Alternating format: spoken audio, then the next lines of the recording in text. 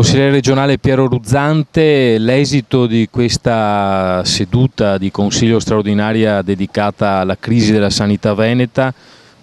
quali risposte sono arrivate o se non sono proprio arrivate da parte dell'assessore Coletto e del presidente Zaia?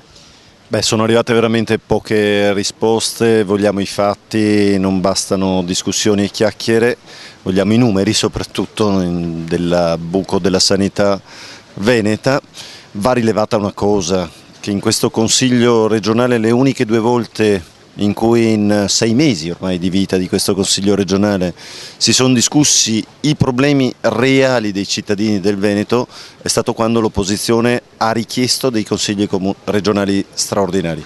Lo abbiamo fatto in occasione della discussione sulla crisi, oltre 100.000 lavoratori che sono colpiti dalla cassa integrazione, disoccupazione che aumenta, soprattutto la disoccupazione giovanile, e oggi attraverso un Consiglio regionale straordinario che dà l'idea di qual è il rapporto che la Giunta intende tenere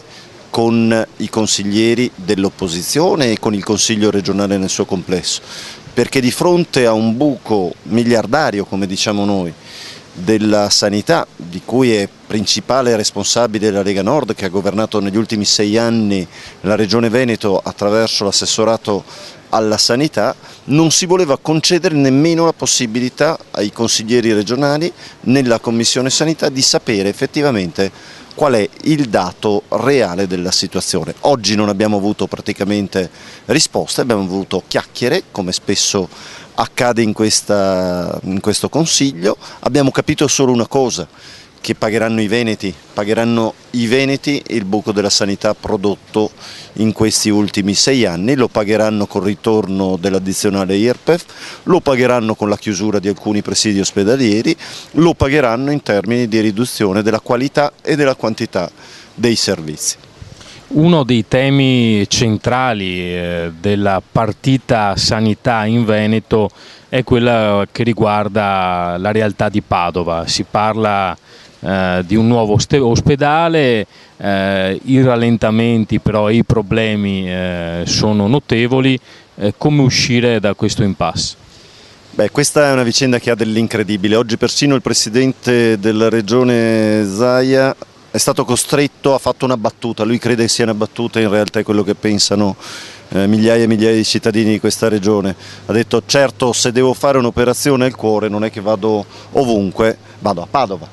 perché Padova è considerato comunque il polo dell'eccellenza sicuramente dal punto di vista ospedaliero, ma dell'eccellenza al quadrato per quel che riguarda l'azienda, cioè la parte diciamo di studio. La facoltà di medicina di Padova è una facoltà che ha il primato a livello nazionale, quindi porre la questione del nuovo polo ospedaliero non è una questione di campanile dei padovani, è una questione che riguarda non solo la Regione Veneto, ma credo l'intero nord-est. Bisogna riconoscere che seppur a fine legislatura, nella scorsa Consiglio, il Presidente della Regione Galan aveva firmato un protocollo d'intesa con il Comune di Padova, l'Università di Padova, la Provincia di Padova, e quindi in qualche modo c'era un impegno della Regione ad andare nella direzione della costruzione del nuovo polo ospedaliero di eccellenza per la Regione Veneto. Oggi un impegno in questa direzione noi non l'abbiamo sentito, anzi abbiamo letto nei giorni scorsi un ritorno indietro di quella che era stata una delle tante promesse della campagna elettorale. Chiederemo conto anche di questo, lo chiederanno i cittadini padovani, lo chiederanno i cittadini veneti che vengono spesso a Padova a curarsi per situazioni particolarmente gravi. Chiederemo in particolar modo conto ai consiglieri regionali eletti a Padova, che su questo, se dovessero arretrare, credo farebbero fatica ad andarlo a spiegare ai loro elettori e ai cittadini del territorio di Padova. Ripeto, non è una questione di campanile, è una questione che riguarda la sanità del Veneto. Padova anche come polo universitario e della ricerca assolutamente strategico, e proprio dal miglioramento dell'università e della ricerca deriva il miglioramento stesso della sanità in Veneto.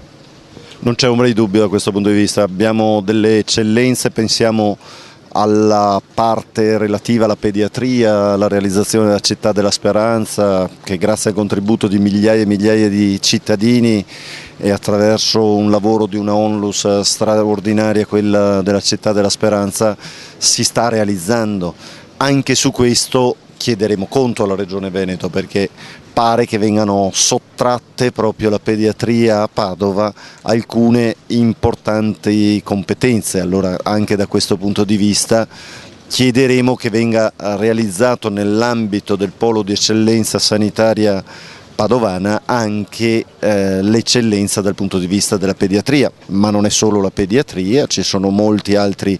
ambiti. Certo è difficile fare ricerca in un paese che investe ancora solo l'1% del proprio PIL